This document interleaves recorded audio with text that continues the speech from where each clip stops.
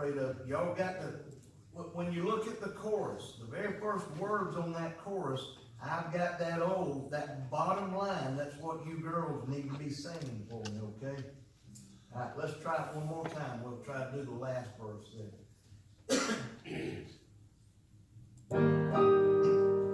Sinner, won't you now humbly to him bow, just let the Lord come in.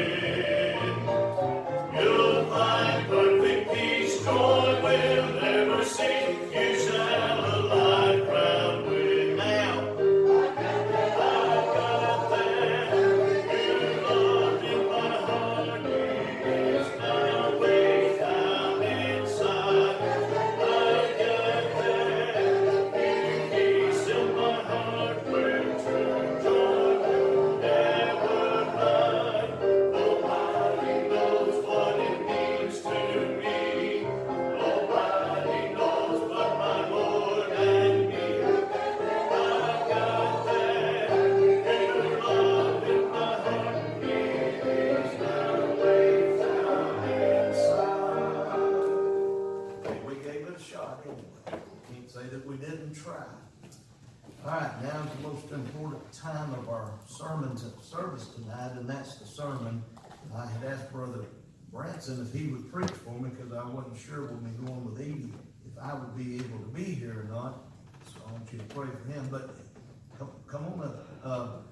You may not have ever got to meet her, but you've sure heard a lot about her. This is Branson's daughter, Miss Linda. This is the one that we pray for a good bit because she has a lot of heart issues. Just a miracle that she's even alive. God spared her life just when she was a baby. Back several times in her growing up years, God spared her life. So anyway, you get to meet her tonight. You pray for Brother Branson as he breaks the bread of life. Y'all pray for me. I'm glad everybody's here with me tonight. I thank the Lord for that. Linda, excuse me, let's say Linda. I call her Linda all the time, so let's go. She knows it. She knows what I'm talking about. She hadn't been where she could sing a whole lot, and she didn't sing too good tonight. But she made fun of me over there because 2 songs I missed it, and I shouldn't have missed what I did, and she knows what I missed. That's what she was laughing about, it, my mistake. But God knows all about it. I'm going to be in 2 different places. I'm going to be in Isaiah 52 to start with, and I'm going to go over to Psalms 51. Bless you, Lord. Y'all pray for me. Isaiah 52. Now, I was studying last night, and I thought God had something else for me to preach. And this evening, God changed it. And that happens a lot. If you talk to a preacher who's been preaching very long, you'll find out that changes a lot. God's got something else in store for us. But in Isaiah 52, I'm going to read, I guess, 2 verses. It says, depart ye, go ye out from thence, touch no unclean thing. Go ye out of the midst of her, be ye clean that bear the vessel of the Lord. For ye shall not go out with haste, nor go by flight. For the Lord will go before you, and the God of Israel will be your reward. Let's have prayer. We'll read this other part later. Lord, come to you tonight. We thank you, Lord, for this day. Lord, we thank you for your many blessings. Lord, we ask you, God, just to bless, bring your word tonight, Lord. Just use it for your power, your honor, your glory, God. Lord, that somebody, Lord, will be blessed, Lord, and can see, Lord, what we need to do, where we need to go, what we need to be. Lord, we ask you, God, just to bless, Lord, our country, the leaders of our country. Lord, we ask you to bless each member that's in the church, Lord, and everyone that's here. Lord, we ask you, God, to forgive us for our sins. In Jesus' name, amen. When I was reading this, I saw where he told Isaiah there to be clean. That in order to go out and to do the work he needed to do, he told him to depart, but he don't touch anything unclean. He said, you got to be clean to carry the word, to carry the vessel. Hey. Let's go look in Psalms, and we'll pick up the rest of it in Psalms 51. verse 2. It says, wash me thoroughly from my iniquity, and cleanse me from my sin. Down in verse 13, it said, then will I teach transgressors thy ways, and sinners shall be converted unto thee.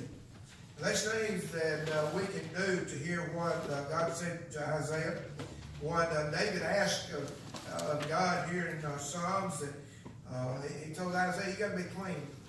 You got to do things that require you being clean. And I thought about this, and I prayed about it. The Lord showed me that we've got to wash every day. Every day. And I remember growing up, and some people my age or older that's here, that can remember when people took a bath once a week. Amen. Now, that's a hard thing. If I go one day, I'm in trouble at home, whether I do anything or not. I gotta get a bath, get a shower. But I can remember, I had an uncle that he hadn't been dead too many years. How old was you when he passed away? You remember? Do what? Hollis. You wasn't a teenager yet, was you? But as he took a bath once every Saturday night. You can depend on that every Saturday night. But he didn't take a bath the rest of the time. During the summertime, it didn't matter how much he worked out in his garden or worked with us out in the field or what he was doing, he did not take a bath. And a lot of people complain about it sometimes, but you have to look at the mentality that goes with that. When he was growing up, when my daddy was growing up, they took a bath in the creek. When in the wintertime, you didn't want to take a bath in the creek. It just rather not. It's better, you're better off. And Daddy had 12 brothers and sisters. And, you know, it's hard to tote in that much water and warm it up to get a bath in the house. That takes a lot of water, a lot of toting. So that's part of the reason of that. But that's not what they're talking about here, being clean. We got to be clean spiritually. Amen. We can't wait till the end of the evening to ask for forgiveness, to clean up. We need to work to be clean all the time. Hey. We don't know when we're going to see somebody that, here where David said in verse 13, that I will teach the transgressors. A transgressor is a sinner. In order to teach them, we got to be clean. How can you teach somebody to be clean when you're not clean yourself? That's right. Instead, I use my uncle as an example. He couldn't tell somebody you need to take a bath every day because he didn't. So if you're not clean, you can't teach somebody to be clean. But David said up in verse 3, he said, wash me thoroughly. And if you read between there, you'll find out that I got a job I need to do. There's somebody I'm going to run into. There's somebody that's going to need me. But I've got to be washed thoroughly before I can do that. And we all face somebody every day that needs to hear God's word. They needs to know what God's got to say. Sometimes needs to know how to achieve salvation, how to meet Jesus Christ. And we read the Bible about Jesus, and as he traveled around here on this earth, people met him, they knew him, but it was a different kind of meeting. It was a whole different kind of meeting for most of them. You know, when he was a child, I'm sure they was children he played with. He worked with his daddy as a carpenter, and I'm sure he did because that was the way things was then. You do what your daddy does, and you train from him, and that was a different kind of meeting. But when he started his ministry and started letting people know who I am, that over in, I like to read in the Old Testament where he said, I am. Well, and I like to hear people explain who's I am. Well, God is I am. He's all of it. But as Jesus went to, he started out in the temple and teaching the leaders, all the prophets, or not the prophets, excuse me, all the church leaders and the scribes, everybody. He was teaching them of what they was trying to teach the people. You thought about that? But a 12-year-old that can teach you more than you know. Or teach you what you thought you know. Last night, Layla corrected my spelling. My spelling ain't no good. but she corrected my spelling, and she's 8. But you can ask Linda after a little bit, that I can't spell. And it's just a fact, and I don't know how to fix it. The only way I know how to fix it is put it on in the computer on my phone, and it corrects anything most times. But you look at what Jesus was doing. Jesus came to this earth pure and clean. And he was the whole time he was here. The whole time. He could teach anybody anything. Because he was clean. We need to be, and to be clean, we got to study his word. We got to know what his word says to us, what it gives us, that we can be clean. We read about people in the Bible that talk to God at different times. So, Adam, the Bible said he walked with God. They walked through the garden all the time in the cool of the day. Well, he was pretty clean up until they ate the apple.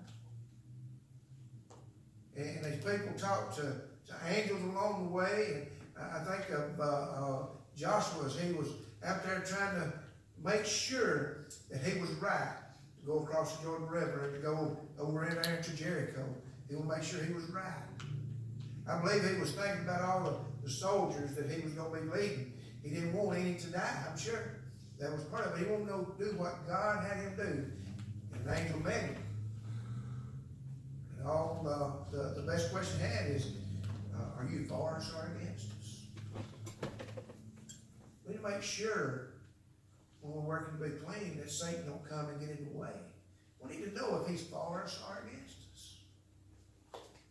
Because God's going to tell us. And we can feel that he's for us when he says he is. We know that. Satan tells us he's for us. We know right quick that it's Satan and he ain't for us. Because he's not for us at all. He's for destruction. David had been through a lot of things when he wrote this. When God gave it to him, there's a lot of things in David's life that sounds like our lives sometimes, or lives around us. But there's too many things that happen that we cannot control, it seems like sometimes. Satan throws things at us and we just trip and stumble, and there's just ain't nothing we can do except just pray while we're there and get up. We need to be clean. Always clean. Always studying, always praying, always asking God to forgive me. And we don't have to close our eyes to pray. If you're driving, I hope you don't close your eyes to pray. But we don't have to close our eyes to pray. We can just ask God to help me make it through it. Help me get past this. Lord, just forgive me. Whatever it might be. You ask people, what is sin? You ever thought about it? What is sin? A lot of people say anything that's I've heard contrary to God. Well, it is. But you go to naming sins, then you get more down to earth with it, or more personal with it as to what it is. And there's a lot of things you can name over and over and over and over again. Last week, Sunday night, we discussed that ball game. It was a sin if you kept you out of church.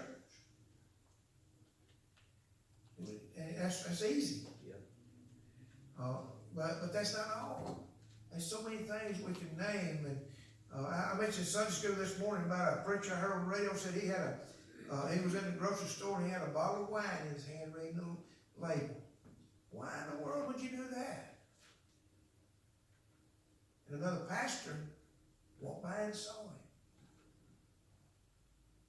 And when he saw that pastor, I'm caught. You ever felt that way? Oh, I'm caught. God knows when we're caught. Immediately. But he catches us. But I like what he said, I got to teach transgressors thy ways, and shall be converted unto thee. And sinners shall be converted unto thee. Not my ways. David didn't say my ways. He didn't want to teach nobody his ways. I don't want to teach nobody my ways. I want people to know God's ways. I want them to know which way they need to walk. And I've talked with people that's been to Jerusalem, and to Israel, and I'm glad people are able to go. I probably won't ever be there, but there's a song I like to try to sing once in a while. It says, I've been to Calvary. That's where I've been. I didn't have to go to Israel to get there. I had to go to God to get there. Amen.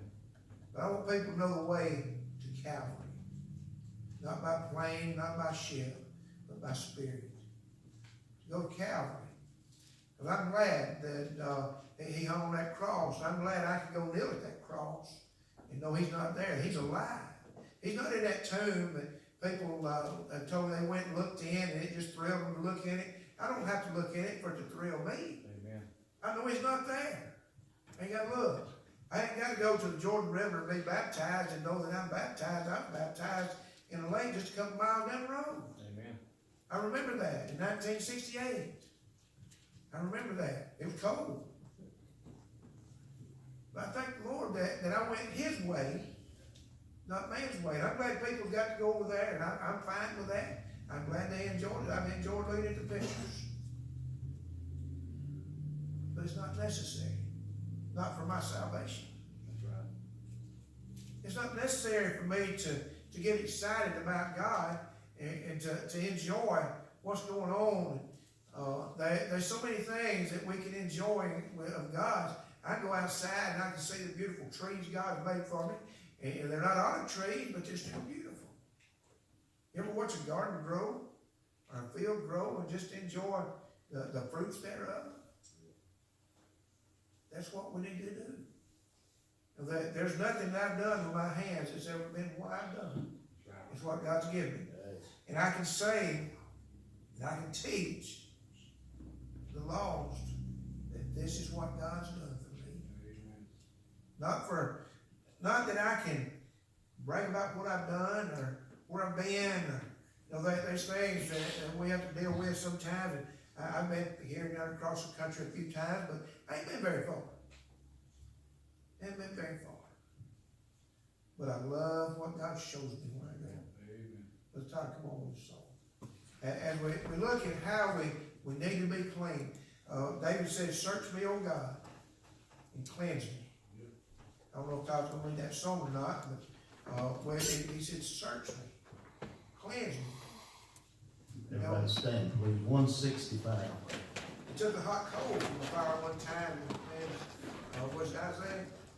He cleansed his lips. 165.